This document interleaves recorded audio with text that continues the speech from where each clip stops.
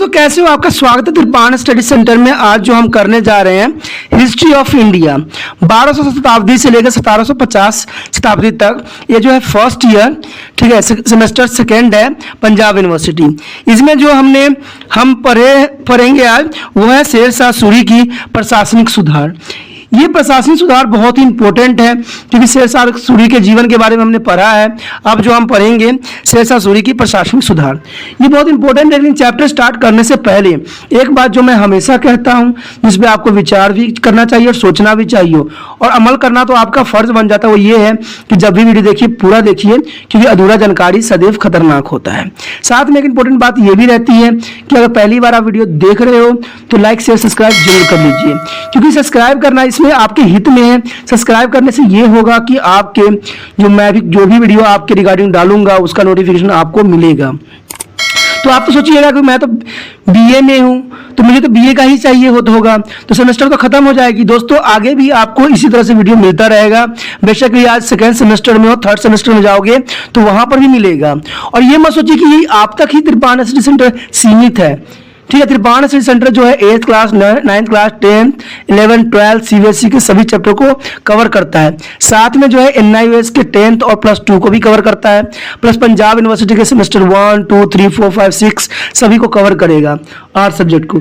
तो सोचिए मत, आज ही सब्सक्राइब कीजिए, क्योंकि कहते हैं ना कहीं हाथ से समय रेत का समय निकल ना जाए और आपको पछतावा के सिवा कुछ बचे ही ना। तो सोचिए मत, अभी सब्सक्राइब कीजिए। जो आपके मोबाइल पे जो है रेड बटन दिख रहा होगा, जो रेड सब्सक्राइब लिखा होगा, उसको जरूर दबा दीजिए। सब्सक्राइब करने से आपका कुछ नहीं जाएगा, लेकिन मेरा जो है मनोबल जरूर बढ़ेगा। अगर आप सब्सक्राइब नहीं करेंगे तो मेरा मनोबल घटेगा और शायद आपको थर्ड सेमेस्टर में मैं ना मिल पाऊँ। तो इसलिए अभी कीजिए, क्योंकि देखिए दोस्तों, अगर मैं आपको प्रोत्साहित कर रहा हूँ तो आपको भी मुझे प्रोत्साहित करना पड़ेगा, ठीक है। जितना बच्चों को हो सके व्हाट्सएप स्टेटस में लगाइए, अपने ग्रुप कॉलेज ग्रुप में लगाइए और दूसरे दोस्तों से भी शेयर कीजिए।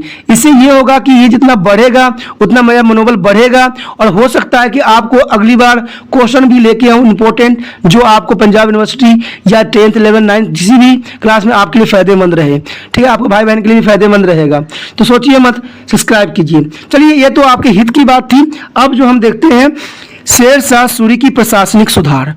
शेरशाह सूरी की जो प्रशासनिक सुधार है वो बहुत महत्वपूर्ण है। कहते हैं ना उसका विजय का कारण, जैसे कि आपने पढ़ा भी होगा शेरशाह की जीवन के बारे में, उसकी सफलताओं के बारे में, तो उसमें हमने यही पढ़ा है कि उसकी स्टार्टिंग जीवन जो थी, उसकी सौतेली माँ ने उसके जीवन को नर्क सा बना दिया था। कई बार अपने पैतृक शहर गया और वहां से उसकी माँ वहां से कोई ना कोई षड्यंत्र रच के भगा दिया, लेकिन उसने संघर्ष यहाँ नहीं छोड़ा। उसने बहुत संघर्ष किए, यहाँ तक कि कई जगहों पर वो नौकरी भी किया, यहाँ तक कि जो लास्ट में हुमायूं को हरा के राजा बना, सम्राट बना, हुमायूं की यहाँ पर भी नौकरी किया। देखिए, एक नौकर प्रवृत्ति के व्यक्ति जो है सम्राट बन रहा है तो इसका कोई ना कोई रीजन, कोई ना कोई गुण जरूर उसमें रहा होगा, क्योंकि वो नौकरी सैनिक में इसलिए करता था क्योंकि वहाँ की सैनिक गतिविधियों को, और ये बात जो है बाबर भी जानता था कि इसमें वही गुण है जो बाबर के अंदर था। और ये बात सिद्ध और सत्य भी सिद्ध हुआ कि उस शेरशाह सूरी ने जो है हुमायूं को हराकर जो है पूरे भारत का सम्राट बन बैठा, ठीक है। बेशक इसने कम राज्य किया, लेकिन इसने बहुत से प्रशासनिक सुधार भी किए, जिसके बारे में अभी चर्चा हम करेंगे। प्रशासनिक सुधार में यही कहा जाता है कि भारतीय इतिहास में शेरशाह सूरी को महत्वपूर्ण स्थान प्राप्त है। वो एक सफल सेनानायक होने के साथ साथ एक प्रवीण प्रबंधक भी था। वो कहते हैं 68 वर्ष की आयु में भारतवर्ष का शासक बना। देखिए, 68 साल की उम्र में शासक बनना कोई आम बात नहीं है। शेरशाह सूरी ने प्रशासनिक सुधार तो अपने जो है अल्प आयु में ही करके दिखा दिया था। जब उसके पिता ने जब उसको सूबे दिए थे, कुछ क्षेत्र दिए थे, तो वहां पर उसने ऐसे सुधार किया कि वहां के लोग जो थे खुशहाल हो गए। अब देखिए, जब कम उम्र के एज में जब उसने ऐसा प्रशासन सुधार करके दिखा दिया, तो जब सम्राट बना तो उसकी प्रशासन सुधार भी एक अद्भुत ही होगी, क्योंकि जब ये सम्राट बना उसमें 68 वर्ष का आयु था। वो राजा सिंहासन बैठने से पूर्व वह अपने पिता की जागीर का प्रबंधन रख चुका था। यानी पहले मैंने कहा ना कि पहले ही उसने जो है अपने पिता का जो है जागीर का प्रबंधन कर चुका था, जहां पर जागीर के प्रबंधन के रूप में उसने शासन प्रबंधन के अनेक नियमों का प्रतिपादन भी किया था। अंत शासक बनने पर उसने अपने राज्य प्रबंधन के नियम इन्हीं मूल प्रजा हितकारी नियमों पर रखी और इससे सफल बनाने का प्रयास भी किया। परिणाम स्वरूप वह एक उच्च कोटि का शासन प्रबंधन स्थापित कर सका। उसने शासन प्रबंध की प्रशंसा करते हुए प्रसिद्ध इतिहासकार डॉक्टर पी एंडरसन भी साफ शब्दों में कहते हैं कि यद्यपि उसका शासन केवल 5 वर्ष का रहा तथा इस समय उसे सैनिक गतिविधियों से भी चैन भी न मिल सका। इसके बावजूद उसने शासन की जो विभिन्न शाखाओं में सुधार किए तथा विस्तृत तथा स्थायी शासन प्रणाली का निर्माण किया, उसकी ये रचनात्मक उपलब्धियां उसके सैनिक कारनामों से निस्संदेह महान एवं प्रशंसनीय था। सबसे पहले तो उसने यही किया, केंद्रीय शासन। देखिए, सेंट्रल गवर्नमेंट का प्रशासन करना भी बहुत इंपॉर्टेंट होता है। उसने राजा के रूप में क्या था कि शासन का मुखिया स्वयं शेरशाह सूरी था। राज्य की सारी शक्तियां उसी के केंद्रित था। उसका इच्छा ही कानून था। राज्य का मुखिया होने के नाते वह कानून भी बनाता था तथा कानून को लागू भी करवाता था। वह न्याय का सबसे बड़ा अधिकारी था और किसी भी अपराधी को इच्छा अनुसार दंड दे सकता था। वह सेना का सच्च अधिकारी भी था। इसमें ऐसे अजाफर ने साफ शब्दों में कहा है कि वह पृथ्वी पर ईश्वर की छाया था और किसी भी मानवीय शक्ति के प्रति उत्तरदायी नहीं था।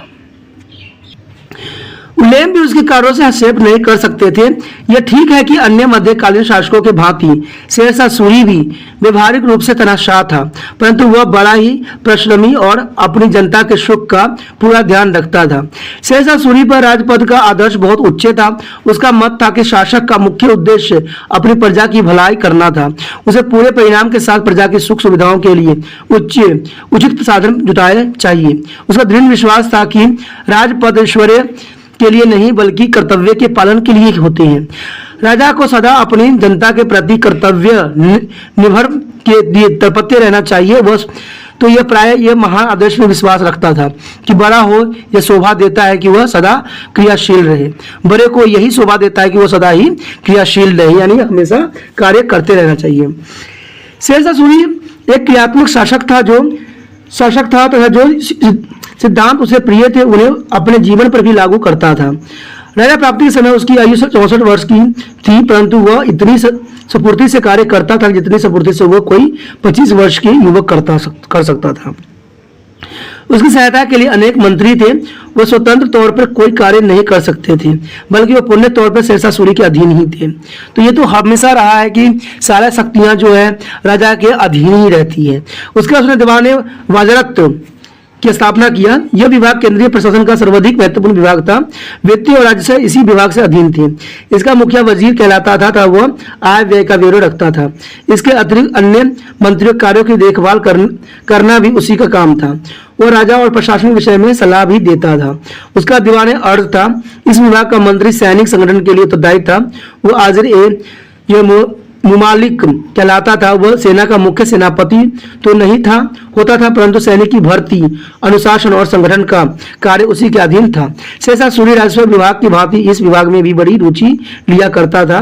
कई सैनिकों की भर्ती के समय शेरशाह सूरी स्वयं भी हर्ज ए गुलामी के साथ उपस्थित रहता था। तो ये जो था बहुत उच्च पद भी था। उसके बाद था दीवाने रसालत। यह विदेशी कार्य से संबंधित विभाग था। इसका अध्यक्ष विदेश मंत्री होता था। इसके प्रमुख कार्य विदेशी राजदूतों से संपर्क बनाए रखना था। वह भारतीय राजदूतों के विदेश में भेजता था तथा वह विदेशों से कूटनीति पत्र व्यवहार भी करता था। उसके बाद दीवाने इंशा, यह शाही लेख पत्र का विभाग था। इसका मुख्य कार्य शाही घोषणाओं के लिखना और उन्हें प्रसारित करना। वह शाही आदेशों को प्रांतीय एवं अन्य पदाधिकारियों के पास भेजता था। उसके बाद दीवाने काजा, यह न्याय के संबंधी विभाग था। इस विभाग का कार्य राज्य के संपूर्ण न्याय संबंधी कार्यों को देखभाल करता था। इसके मुखिया को काजी उल कजात कहते थे। अन्य संबंधी कार्य को देखभाल के साथ साथ वह सम्राट के बाद प्रमुख न्यायाधीश भी था। वह स्थानीय अदालतों के निर्णय के विरुद्ध अपील सुना करता था। उसके बाद दीवाने वरीद, यह विभाग का एक प्रकार से गुप्तचर विभाग था। इस विभाग का प्रधान वरीद एवं जो मुमालिक कहलाता था, वह प्रत्येक महत्वपूर्ण घटना का समाचार सम्राट तक पहुंचाता था। इसके अतिरिक्त सम्राट एवं जो है राजमहल की देखभाल के लिए कुछ अन्य मंत्री भी थे। उनकी स्थिति वास्तव में सचिवों के समान थी। उसके बाद था प्रांतीय प्रशासन, यह प्रोविजनल एडमिनिस्ट्रेशन। शेरशाह सूरी के प्रांतीय प्रबंधन के बारे में इतिहासकार में मतभेद पाया गया है। ठीक है, इसमें बहुत से मतभेद जो है ये इस बात का है कि शेरशाह सूरी ने अपने संपूर्ण राज्य को सरकारों में बांटा हुआ था। उसने प्रांतों का निर्माण नहीं किया था।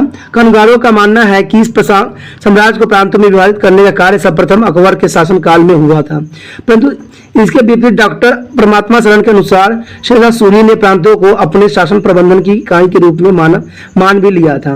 उसने दिल्ली के रुहेलखंड तक के क्षेत्र में अहमद खां जसरवानी को सूबेदार नियुक्त किया था। रुहेलखंड के अवध तक के प्रांत को वसंत अली ईशा खां के अधीन किया गया था। इसके अतिरिक्त लाहौर, सुल्तान, सिंध, अजमेर, जोधपुर, मलाब तथा बिहार आदि उसके राज्य के प्रांत थे। तो इसमें देखिए सबका अपना अपना मतभेद है, बट इसमें जो कहा जाए तो शेरशाह सूरी ने भी प्रांतीय क्षेत्र का जो है शासन किया था, क्योंकि ये कोई दो राय नहीं है, क्योंकि हमने पढ़ा भी है कि जब वो अपने पैतृ देश गया था तो वहां पर अपने पिता के जागीरों को अपने अंडर लिया था। तो वो एक प्रांत था, ठीक है, प्रांतीय क्षेत्र था जहां पर उसने किया था। तो इसके क्षेत्र में प्रांत होना भी स्वाभाविक सी बात बन जाती है। उसके पश्चात शेरशाह सूरी के राज्य की सबसे बड़ी शासकीय इकाई प्रांत थी तथा उसने अपने राज्य के 12 प्रांतों में बांट रखा था। इन प्रांतों के मुख्य अधिकारी को सूबेदार कहा जाता था। शेरशाह सूरी ने बंगाल के प्रांत नहीं बनाया था, उसने बंगाल का विभाजन सरकारों में किया हुआ था। इसका भी एक विशेष कारण था कि जब बंगाल में सूबेदार खिजर खान ने बंगाल के भूतपूर्व शासक की बेटी से शादी करके बंगाल को राज सिंहासन पर अपना दबदबा बताकर स्वतंत्र शासक बनना चाहता था, तब शेरशाह सूरी ने उसकी स्वतंत्रता सत्ता को समाप्त करने के लिए बंगाल को सरकारों में विभाजित कर दिया था। इन सरकारों में विभिन्न अफगान अधिकारी नियुक्त किए गए थे। वे सभी अधिकारी अपने राजनीतिक दर्जों में समान तथा स्वतंत्र होते थे। इन अधिकारियों पर नजर रखने के लिए शेरशाह सूरी ने काजी फतीलत को अमीन नियुक्त किया हुआ था। वह मुगल सूबेदारों का समाही था। शेरशाह सूरी के समय प्रांतों का आकार, विस्तृत और आय से साधन भिन्न भिन्न होते थे। कई प्रांत बहुत बड़े होते थे तथा कई बहुत छोटे भी होते थे। प्रांत को एकत्व कहा जाता था और इसके मुख्य अधिकारी को इक्तादार कहा जाता था। इसकी सीमाओं और आय का स्तर भी समान नहीं था। बड़े प्रांतों से अधिक आय तथा छोटे प्रांतों से कम आय होती थी। शेरशाह सूरी का इस इक्ताओं को प्रमुख अधिकारियों को पुण्य जो था नियंत्रण होता था। शासन को सुचारू रूप से चलाने के लिए शेरशाह सूरी ने राज्य को 66 सरकारों में बांटा हुआ था। प्रत्येक सरकार शासन के 2 अधिकारियों के अधीन था। ये अधिकारी मुख्य सिकदार और मुख्य मुनसिफ के नाम से पुकारे जाते थे। सिकंदर सरकार का सैनिक अधिकारी होता था। उसे कई प्रकार के कार्य करने पड़ते थे। उसके अधीन 2 से 5 हजार तक सैनिक होते थे। इन सैनिक टुकड़ियों को वर्तमान पुलिस जैसा काम किया जाता था, जैसे अभी पुलिस के समय में होता है वर्तमान समय में। इसमें यही होता था कि सरकार में शांति व्यवस्था बनाए रखना, चोरों और डाकुओं को दंड देना और स्थानीय अधिकारियों को सहयोग देना, अपने अधीन प्रगणों को सिकदारों के काम की देखभाल करना, जैसे आज के समय में पुलिस करती है, देश में शांति बना के। उसके बाद मुसरिफान सरकार में एक असैनिक अधिकारी के रूप में कार्य करता था। इसका मुख्य कार्य था कि राजस्व विभाग के कर्मचारियों को सहयोग देना और राजस्व निर्धारण और एकत्र करने के कार्य का निरीक्षण करना, प्रगणों की सीमा संबंधी विवादों का निपटान करना और कृषकों की शिकायतों को सुनना, सिकदारों के व्यवहार का निरीक्षण करना और न्यायाधीशों के रूप में दीवानी मुकदमे सुनना। उसके बाद था प्रांगणों का प्रबंधन। सरकार अनेक प्रांगणों में बटी हुई थी। प्रत्येक प्रांगणों का प्रबंधन मुख्य रूप से सिकंदरा और मुंसिफ नाम के 2 अधिकारी के अधीन था। इसके अतिरिक्त कुछ अन्य अधिकारी भी थे जो प्रांगणों के शासन के लिए उत्तरदायी थे। इसमें जहाँ सिकंदरा प्रांगणों का सैनिक तथा कार्यवाही अधिकारी था। उसका मुख्य कार्य तो था प्रांगणों में शांति स्थापित करना और चोर और डाकुओं को दंड देना। उसका और कार्य था मुंसिफ की सहायता करना, शाही आदेश को लागू करना और प्रगणन के अन्य अधिकारी के कार्य को निरीक्षण करना। अपने कार्यों को सख्ती से करवाने के लिए उसके पास एक सैनिक टुकड़ी भी होती थी। उसके बाद था मुंसिफ। प्रगणों में दूसरा महत्वपूर्ण अधिकारी मुंसिफ था। उसके कार्य आधुनिक युग के एक तहसीलदार के समरूप था। ठीक है, वो प्रगणों का राजस्व अधिकारी भी होता था।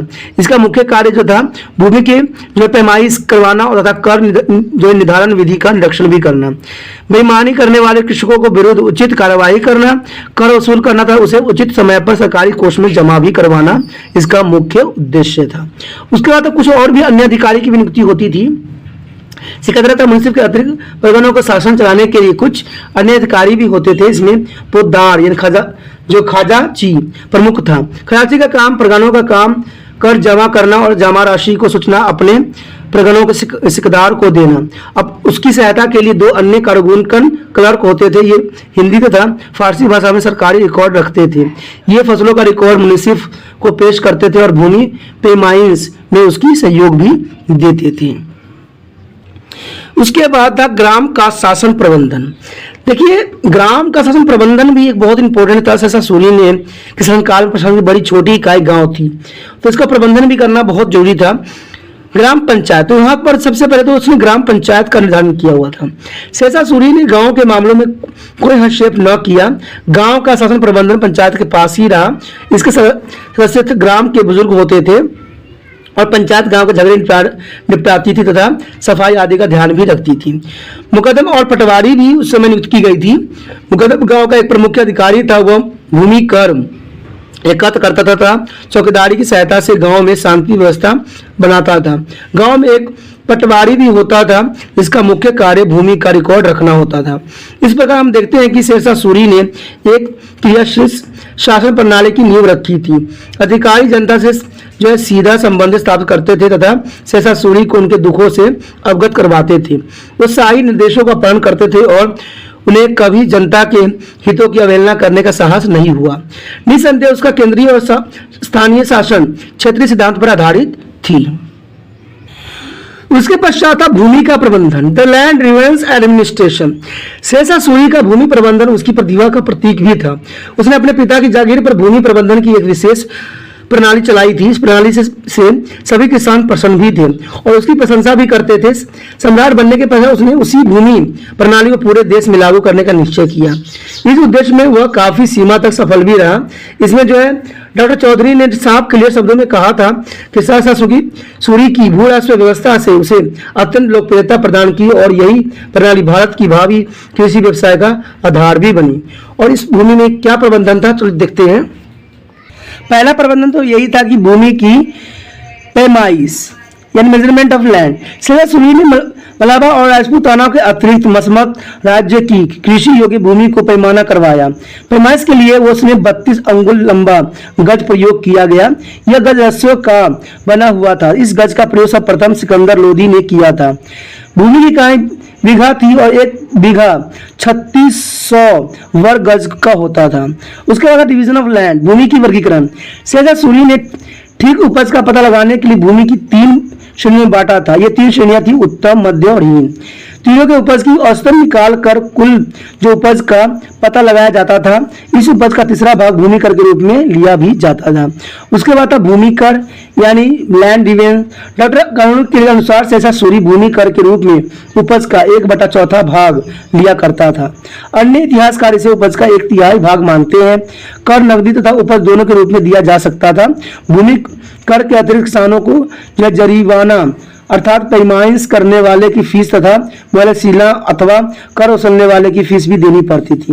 ये दोनों कर भूमि के लिए 2.1/2% से लेकर 5% तक होती थी। उसके बाद पट्टा का कबूलियत। पट्टा कबूलियत जो थी, सरकार प्रत्येक किसान को पट्टा देती थी। इसमें सरकार का भाग अर्थात जो लगान किसान को अदा करना होता था लिखा हुआ होता था। किसान को भी वक़्फ़ कबूलियत अर्थात स्वीकृति पर हस्ताक्षर करने होते थे, जिसका आशय यह था कि किसान जो है कृषक निर्धारित कर देना स्वीकार करते हैं। उसके बाद कृषक कल्याण। शेरशाह सूरी कृषकों के हितों की और विशेष ध्यान भी दिया करता था। उसने अपने कर्मचारियों को यह आदेश भी दे रखा था कि लगान निश्चित करते समय नमी से काम लो, परंतु लगान वसूल करते समय कोई नरमी न दिखाओ। खेतों में से गुजरते समय सैनिक फसल नष्ट न ही कर सकते थे। जानबूझकर फसलों की हानि पहुंचाने वाले सैनिकों को दंड भी दिया जाता था। बाढ़ तथा अकाल के समय किसानों को सरकारी खजाने से सहायता भी प्रदान की जाती थी। उसके पश्चात था न्याय प्रणाली। शेरशाह सूरी जो था एक न्यायप्रिय शासक था। उसने एक श्रेष्ठ न्याय प्रणाली की व्यवस्था की जिसमें लोगों के उचित न्याय मिलता था। वह कहा करता था कि न्याय सर्वोत्तम धार्मिक संस्कार है, अतः न्याय करते समय किसी से पक्षपात नहीं किया जा सकता। राज्य के बड़े से बड़े कर्मचारी को भी कानून का उल्लंघन करने पर क्षमा नहीं किया जा सकता। शेरशाह सूरी की नजरों में उसके अपने सगे संबंधी भी न्याय की दृष्टि से समान थे। उसने अपने भतीजे आदिल खां को इस अपराध में कठोर दंड भी दिया था कि उसने स्नान करती हुई एक सुनार की स्त्री पर पान की पीक फेंक दी थी। निधन और निर्बल को अत्याचार तथा अन्याय से बचाने का वह पूरा प्रत्ययन करता था। अनेक इतिहासकार ने इसके न्याय की प्रशंसा भी की है। इसमें निजामुद्दीन अहमद ने साफ लिखा है कि शेरशाह के शासनकाल में कोई भी व्यापारी रेगिस्तान में यात्रा करते हुए भी सो सकता था। लुटेरे द्वारा माल लूटे जाने का उसे कोई भय नहीं था। शेरशाह सूरी के भय और न्याय प्रेम के कारण स्वयं चोर और डाकू व्यापारियों के माल की रक्षा करते थे। तो इतना जो है काफी शेरशाह सूरी की योग्यता को ही रिप्रेजेंट कर रहा है। उसके बाद न्याय संगठन, जुडिशल ऑर्गेनाइजेशन, न्याय का सबसे बड़ा अधिकारी शेरशाह सूरी स्वयं था। उसके बाद मुख्य काजी का पद था, वो अपील संबंधी मुकदमे सुना करता था। सरकार में न्याय का कार्य जो है मुख्य सिकंदर तथा मुख्य सुफनिस के जिम्मे था। मुख्य सिकंदर फौजदारी अभिभागों का और मुख्य मुनिसिफ दीवानी मुकदमे का निर्णय करता था। प्रांगण में न्याय का स्रोत सिकंदरा तथा मुनिसिफ थे। ग्रामीण के छोटे छोटे झगड़ों को पंचायत निपटाती थी। ठीक है, सम्राट स्वयं भी कुछ साधारण मुकदमे सुनता था, वो अपील का निर्णय भी करता था। बुधवार के दिन संध्या समय सम्राट की कचहरी लगती थी। उसके पश्चात दंड विधान। शेरशाह सूरी के अधीन दंड बहुत कठोर थे। चोरी तथा डाके के लिए मृत्यु दंड निमित्त था। दंड देते समय अमीरों से भी कड़ा व्यवहार किया जाता था। ग्राम में अपराधी का पता लगाने के लिए ग्राम का मुकदमा अर्थात लम्बतदार जिम्मेदार समझा जाता था। शेरशाह सूरी ने अपराध कम करने के लिए एक विचित्र आज्ञा दे रखी थी। वो यह थी कि यदि किसी ग्राम का मुकदमा किसी अपराधी को पकड़ने में असमर्थ रहता है तो उस अपराधी के स्थान पर उस गांव के मुकदम को दंड दिया जाएगा। इस कठोर एवं विचित्र आदेश का कारण था कि अपराधी मुकदम की इच्छा के बिना नहीं हो सकते हैं। अंततः इस नियम के कारण या तो अपराधी ही कम होते थे और यदि होते थे भी तो अपराधी शीघ्र ही पकड़ लिए जाते थे। तो बात तो इन्होंने बहुत ही अच्छा और न्याय उचित बात कही थी। तो कहते हैं ना, अगर चोर को ही जो है रक्षा करने के रख दो, अगर उसको ही ऐसा दे दो दंडित, तो चोर ही उसको रक्षा करना स्टार्ट कर देता है। तो ये बात तो कहते हैं ना, जैसे कि आपके क्लास में अगर मॉनिटर जो बच्चे शरारती होते हैं, टीचर उसी को ही मॉनिटर बना देता है, तो क्या करेगा वो? खुद को दंडित तो नहीं कर सकता, उसको खुद भी शांत रहना पड़ जाता है। तो सेम शेरशाह सूरी ने भी इसी तरह का नियम और रूल रेगुलेशन को पालन भी किया। पुलिस तथा गुप्तचर व्यवस्था। मध्यकाल के अन्य सम्राटों की भांति शेरशाह सूरी के शासन काल में भी पुलिस का कोई पृथक विभाग नहीं था। सेना को ही पुलिस का कर्तव्य निभाना पड़ता था। प्रमुख सिकंदर का कर्तव्य था कि वह अपनी सरकार में शांति व्यवस्था स्थापित करे। प्रमुख नगरों में मुगल कालीन केतवाल का समान एक अधिकारी अवश्य होता था, परंतु उसके विषय में अधिक जानकारी प्राप्त नहीं है। सभी इतिहासकार यह स्वीकार करते हैं कि शेरशाह सूरी के समय में कानून व्यवस्था पूर्ण रूप से स्थापित थी। इसमें जो ख्वाजा खान ने बिल्कुल साफ कहा था कि शेरशाह के राज्य में निर्बल बूढ़ी स्त्री तक अपने सिर पर गहने की पोटाली रख कर यात्रा के लिए निकल सकती थी। कोई भी चोर अथवा डाकू उसके निकट नहीं आता था, क्योंकि उसे शेरशाह के दंड का भय रहता था। कहते हैं सजा भी कुछ इस तरह से होना चाहिए कि अपराधी अपराध करना छोड़ दे, तभी जाके जो है सुशासन का व्यवस्थित किया जा सकता है। प्राय इलाके के मुखिया अपने इलाके में सोए हुए यात्री का पहरा दिया करता था। ठीक है, शेरशाह सूरी की गुप्तचर प्रबंधन भी संतोषजनक था। उसने सारे राज्य में अनेक कुशल गुप्तचर छोड़ रखे थे। वो उसे राज्य में घटने वाली छोटी से छोटी बात की सूचना दिया करता था। उसकी सहायता से भी शेरशाह सूरी जागीरदारों और सरदारों पर कड़ी निगरानी रख सकता था। शेरशाह सूरी के गुप्तचर विभाग ने राज्य में शांति बनाए रखने में महत्वपूर्ण योगदान दिया। अंततः उसके राज्य काल में कोई भी उसके विरुद्ध करने का साहस नहीं कर सका। उसके पश्चात था सैनिक प्रबंधन। शेरशाह सूरी ने भारत का सिंहासन सैनिक बल पर प्राप्त किया था। अंततः वह सेना के महत्व को भली प्रकार समझता था। वह जानता था कि शक्तिशाली सेना के आधार पर ही शासन को सुचारू रूप से चलाया जा सकता है। अंततः उसने अपने सैनिक प्रबंधन की ओर उचित ध्यान दिया। सबसे पहले तो उसने यही किया कि सेना का संगठन किया, यानी मिलिट्री ऑर्गेनाइजेशन। शेरशाह सूरी ने एक विशाल स्थानीय सेना का गठन किया और यह सेना प्राय राजधानी में रखी जाती थी। इसमें 1.5 लाख घुड़सवार, 25,000 पैदल और 5,000 हाथी थे। सिकंदरों तथा अन्य अधिकारी के अधीन लगभग 1 लाख घुड़सवारों की व्यवस्था की गई थी। सैनिक टुकड़ी की फौज तथा उसे टुकड़ी के मुखिया को फौजदार कहा जाता था। उसके बाद भर्ती संबंधी नियम, rule of establishment. Sher Shah Suri अपने सैनिक स्वयं भर्ती करता था और योग्यता अनुसार उसको वेतन निश्चित करता था। सैनिकों को विशेष पद देने का कार्य भी उसी के हाथ में था। सैनिकों को यह आदेश दिया जाता था कि राजा की आज्ञा का प्रतिनिधित्व दे, यानी राजा जो कह रहा है उसको बातों को समझे। दाग तथा चेहरा प्रणाली। अलाउद्दीन खलजी की भांति शेरशाह सूरी ने भी घोड़े में दाग तथा चेहरे की प्रथाओं को पुण्य आरंभ किया। सेना के प्रत्येक घोड़े को दागा जाता था और प्रत्येक सैनिक का पूरा हुलिया दर्ज किया जाता था। एक रजिस्टर में सैनिक का नाम, कद, आयु तथा पिता का नाम लिख लिया जाता था। इस तरह निरीक्षण के समय न तो जाली घोड़े को पेश किया जा सकता था और न ही जाली सैनिक उपस्थित हो सकते थे। इस प्रथाओं से बेईमानी काफी सीमा तक समाप्त भी हो गई। उसके बाद था कठोर अनुशासन। शेरशाह सूरी की सेना का अनुशासन में बड़ा ही कठोर था। सैनिक फसलों को नष्ट नहीं कर सकते थे, ऐसा करने वाले कठोर दंड दिए जाते थे। ठीक है, बहुत से जो लेखकों ने बार ने साफ कहा था कि शेरशाह के शिविर का अनुशासन इतना कठोर था कि केवल एक ही अभियान में भाग लेने से एक अकुशल सैनिक भी निर्गुण योद्धा बन सकता था। यानी कहते हैं रूल रेगुलेशन के ही कारण ऐसा हुआ। उसके बाद वेतन और पदोन्नति, पे और प्रमोशन। शेरशाह सूरी अपने सैनिकों को नगद वेतन देता था, परंतु बड़े बड़े सरदारों को वेतन की बजाय जागीरदार दी जाती थी। सैनिकों को समय अनुसार तरक्की भी दी जाती थी।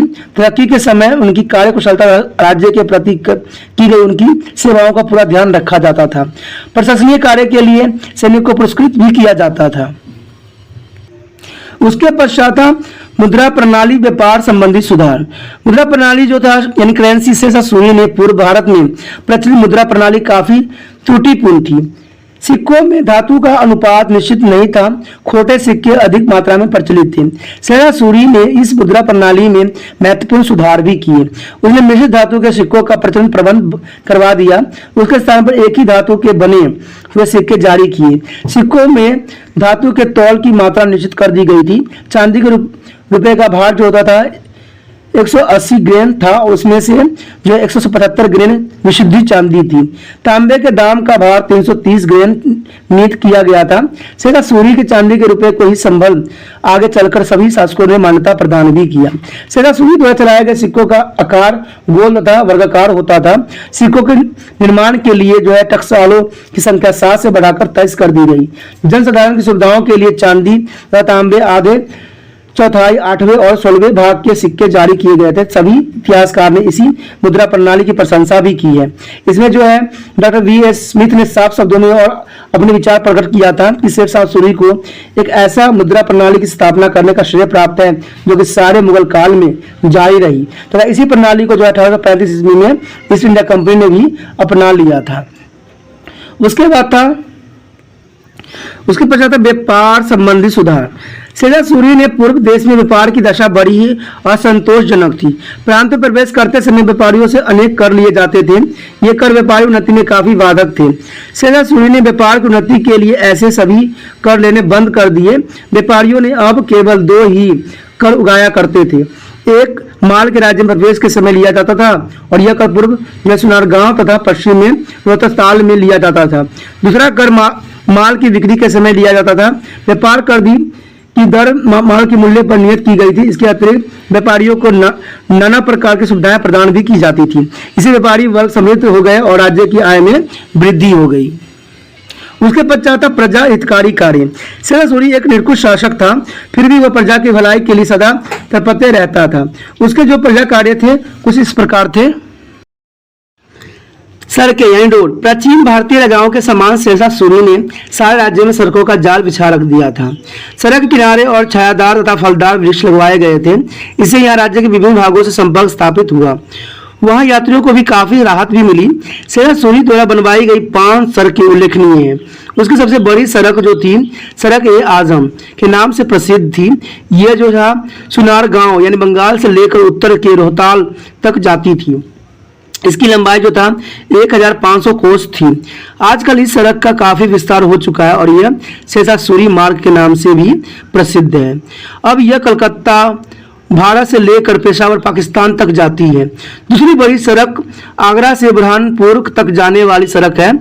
तीसरी सड़क आगरा से जोधपुर से मिलती और चौथी बड़ा सड़क जो लाहौर से मुल्तान को जाती थी। 5वीं सड़क बनारस तथा मंगोल को जोड़ती थी। ये सभी सड़कें विशेष योजना के अनुसार बनाई गई थी और राज्य के प्रसिद्ध नगरों को अपने मार्ग को जोड़ती हुई चली गई थी। सराय भी उसने बहुत से बनाए थे। सरोवर के जो है किनारे सहसा सूरी ने यात्रियों के विश्राम के लिए सराय बनवाए थे। प्रत्येक 2 कोस की दूरी पर एक सराय थी। अवध खां के अनुसार सहसा सूरी ने कुल जो है 1700 सराय बनवाए थे, परंतु कुछ अन्य इतिहासकार इसकी संख्या 2500 बताते हैं। प्रत्येक सराय में हिंदू तथा मुसलमान को ठहरने के लिए एक अलग अलग प्रबंधन होता था। यात्रियों के लिए भोजन तथा विश्राम की उचित व्यवस्था भी की जाती थी। इसमें एक लेखकार का यह विचार था कि अफगान शासक यात्रियों के आराम के लिए इतना चिंतित था कि उसने हर सराय में शीतल तथा गर्म जल, बिस्तरों और यहाँ तक कि पशुओं के चारे का भी पूरा प्रबंधन कर रखा था। तो ये तो कह सकते हो कि इसका प्रबंधन जो था काफी अच्छी थी। सराय का व्यय चलाने के लिए प्रत्येक सराय के नाम कुछ विशेष भूमि नियमित कर दी गई थी। इसमें जो है डॉक्टर कनगारो ने ये बात साफ कहा था कि सराय सम्राट रूपी शरीर की ध्वनि थी। सहसा सूरी द्वारा बनवाए गए सराय प्रजा तथा राजाओं दोनों के लिए वरदान सिद्ध हुए। इसके कारण सहसा सूरी को काफी लोकप्रियता भी मिली। कुछ समय पश्चात ये सराय डाक चौकियां तथा व्यापारी मंडी के काम देने लग गई। कहते डाक व्यवस्था जो था पोस्टल सिस्टम, सहसा सूरी ने कुशल डाक प्रणाली की व्यवस्था भी की थी। इसके लिए उसने सराय का प्रयोग भी किया था। प्रत्येक सराय में 2 घोड़े तथा घुड़सवार तैयार रहते थे। अंत इन घोड़ों की कुल संख्या 3400 थी। इसके द्वारा चिट्ठियां तथा सूचनाएं एक सराय से दूसरे सराय तक भेजी जाती थी। इस प्रकार डाक को राज्य के विभिन्न भागों में पहुंचाना सरल था। अव्वल खान ने साफ बात ने कहा था कि सहसा सूरी की डाक व्यवस्था इतनी संगठित थी कि उसे बंगाल तक की खबरें भी प्रतिदिन पहुंच जाती थी। देखिए, इतना प्रबंधन खास होना कोई आम बात नहीं होता है। आज तो हम देखते हैं कि हमारा भी डाक जो होता है, यहाँ से अगर बिहार भेजा जाए या बिहार से कहीं और भेजा जाए, बंगाल भेजा जाए, तो उसको पहुंचने में ही काफी दिन लग जाते हैं। और फिर भी तो ये कहते हैं कि दिन ही दिन इनको जो है मिल जाता था। तो कह सकते हो कि इनकी जो डाक प्रणाली थी वो बहुत ही विस्तृत और बहुत ही व्यवस्थित थी। ठीक है। शिक्षा प्रबंधन, सहसा सूरी पढ़ा लिखा व्यक्ति था। अंततः उसने शिक्षा प्रसार की ओर विशेष ध्यान भी दिया। उसने राज्य में अनेक मदरसे खुलवाए जहां लोगों को अरबी तथा फारसी भाषा की शिक्षा दी जाती थी। शिक्षकों को राज्य की ओर से अनुदान भी मिलता था। योग्य विद्यार्थियों को छात्रवृत्तियां भी दी जाती थी। सहसा सूरी ने हिंदुओं को शिक्षा पर इतने कोई परिवर्तन न किया। हिंदू अपने ढंग से अपने बच्चों को शिक्षा प्रबंधन कर सकते थे, ये इसने बिल्कुल ही छूट दिया था। दान व लंगर प्रथा, सहसा सूरी दान देने में बड़ा ही उदार था। उसने निर्धन की जीवन निर्वाह का उचित प्रबंधन भी किया था। राज्य में निर्धन को भोजन के लिए अनेक लंगर लगाए जाते थे। कहते हैं कि इस लंगर का 500 तोला सोना प्रतिदिन व्यय की जाती थी। उसके पश्चात था भवन निर्माण कार्य। सहसा सूरी ने भवन बनवाने में बड़ा ही चाव था। उसने दिल्ली तथा महसराम में आकर्षक भवन भी बनवाए थे। ठीक है। उसने अपना मकबरा भी बनवाया। कथन के अनुसार यह मकबरा सुंदरता में ताजमहल से कम नहीं था। जो अपने वैभव के लिए सहसा सूरी मकबरा जो सरेराम विहार में है अपना सानी नहीं रखता। कहते सहसा सूरी की मृत्यु के पश्चात उसे उसी मकबर में दफनाया गया था। दिल्ली का पुराना किला भी सहसा सूरी द्वारा ही बनवाया गया था। ठीक है। जो दिल्ली का जो किला है, ठीक है, सहसा सूरी द्वारा ही बनवाया गया था। उसी कारण जो है पाटलिपुत्र तथा कन्नौज जैसे नगरों को नवीन रूप भी प्राप्त हुआ। अब सारे जो हम इसके जो है प्रशासन कार्य जानने के बाद हम ये बात तो क्लियर साफ जान चुके हैं कि अगर अगर इसका कंक्लूजन भी लिखना चाहो, चाहे इसका निष्कर्ष भी लिखना चाहो, तो आप लिख सकते हो कि सहसा सूरी ने अनेक ऐसे प्रशासनिक सुधार किए इनके पीछे राजा कभी कल्पना भी नहीं कर सकते थे। सभी सुल्तान बाबर तथा हुमायूं अपने अपने स्वार्थ में ही उलझे रहे। किसी को जन कल्याण का ध्यान न आया, परंतु सहसा सूरी के उचित केंद्रीय तथा स्थानीय प्रबंधन के कारण देश की सुरक्षा मिली और लोग समृद्ध भी हुए। इसके शासन प्रबंधन की प्रशंसा करते हुए बहुत से राइटरों ने अपने विचारधारा प्रस्तुत किए हैं। उसमें जो था H.G. कीन ने साफ कहा था कि किसी सरकार ने, यहाँ तक कि अंग्रेज सरकार ने भी इतनी योगदान नहीं दिखाई जितनी इस पठान ने दिखाई थी। तो बात तो सत्य है। कहते हैं इसमें कोई आश्चर्य नहीं है कि 5 वर्ष की अल्प अवधि में उसने इतना अधिक कार्य संपन्न कर दिखाया जितना कि उसके पूर्वगामी अथवा उत्तरगामी शासक 15 से 20 वर्षों की अवधि में ही न कर पाए। तो कहते हैं देखिए, कोई भी शासक होता है अगर वो शासन लोक कल्याण के लिए और प्रजा हित के लिए करते हैं तो वो शासन जो होता है न्याय उचित और सफल भी होता है। ऐसे कार्य सभी राजाओं को करना चाहिए, सभी शासकों को करना चाहिए। उसको अपने हित की जगह जो है सार्वजनिक हितों का चिंता रखना चाहिए, जो आज के समय में शायद नहीं भी हो रहा है और शायद ये पतन के कगार पे ही चलने की कोशिश कर रहे हैं। चलिए, ये बात तो प्रशासन जो है उनको समझना चाहिए और जो सरकार बना रखी है उनको समझना चाहिए, क्योंकि जनता का हित ही उनका सर्वोपरि होना चाहिए। आज चारों तरफ अराजकता फैली हुई है, सरकार के विरुद्ध लोग भड़क उठे हैं, तो इसमें सरकार को मंथन करने की आवश्यकता है कि आखिर ये क्या हो रहा है। आए दिन जो है कोई ना कोई जो है मुसीबत हमारे देश पे आता ही जा रहा है, लोग आए दिन कुछ ना कुछ उपद्रव्य कार्य कर रहे हैं, तो इसका कारण क्या है? क्या सरकार की नीति नहीं है? तो सरकार को इसमें मंथन करने की आवश्यकता है। चलिए, ये चैप्टर तो शेरशाह सूरी ने हमें बहुत कुछ सिखाया भी और बताया भी कि एक जो व्यक्ति साधारण सा जो है एक शेरशाह सूरी बन सकता है, तो एक अच्छे कर्म करके लोग क्यों नहीं अच्छे से अच्छे बन सकते हैं। अगर आपको अच्छा लगा है तो आप भी अच्छा बनिए और लाइक शेयर सब्सक्राइब कीजिए, और जितना हो सके इसको व्हाट्सएप स्टेटस पे लगाइए इसके लिंक को, जिससे दूसरे बच्चे भी लाभान्वित हो। क्योंकि कहते हैं ना कि सिर्फ जैसे कि अकबर ने किया, बाबर ने किया, अपने भोग विलास में पड़े रहे और जो है जन कल्याण के लिए उन्होंने कदम नहीं उठाया, लेकिन शेरशाह सूरी ने 5 साल में ही ऐसे ऐसे जन कल्याण के लिए कदम उठाए, उसका नाम पर वो उचित हो गया। सेम ऐसा ही होगा दोस्तों, अगर आप भी अपने व्हाट्सएप स्टेटस पे लगाते हो स्टेटस, अगर कोई जो जरूरतमंद बच्चे होंगे और आपके थ्रू वो देख लेंगे इस लिंक को, और क्या पता उससे उनके जीवन को एक नया मार्गदर्शन मिल जाए, क्या पता उनको परीक्षा के लिए एक टॉपिक मिल जाए, तो सोचिए मत, विचार ना कीजिए, अभी जो है आप अपने व्हाट्सएप स्टेटस पे इसको लिंक को पेस्ट कीजिए और 24 घंटा के लिए लगाइए। ठीक है, चलिए, ये तो बात आपके हित की थी। अगर आप करते हो तो जन कल्याण के कदम में आप भी मेरे साथ आ जाओगे, नहीं करते हो तो कुछ भी प्रॉब्लम नहीं है।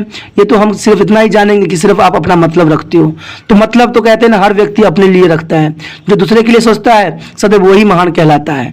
चलिए दोस्तों, आपने जो त्रिपाण स्टडी के साथ समय व्यतीत किया इसके लिए धन्यवाद। सदैव इसी तरह समय व्यतीत करते रहिए और त्रिपाण स्टडी सेंटर को लाइक करते रहिए, और दोस्तों ध्यान रखना। बाय।